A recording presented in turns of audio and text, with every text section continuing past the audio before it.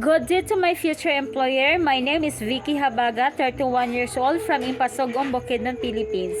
Undergraduate o Bachelor Secondary Education major in Mathematics in Matina, Davao City. Single, I have only one daughter, 7 years old.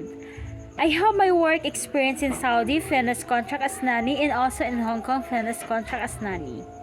My first employer, they have 3 months old newborn and 3 years old toddlers.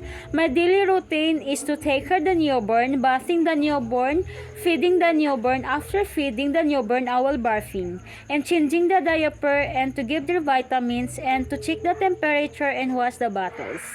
When the newborn is become 8 months old, I will prepare their foods and I will boiling the potato with the squash and broccoli. I will blender and to feed her. And after that, I will to take her the 3 years old toddlers to teaching how to read, to teaching how to write, and I will play with her. And also my second employer in Hong Kong, they have 3 years old and 5 years old toddlers. To teaching how to dance, to teaching how to sing, and to identify the colors and how to count the numbers and play with her.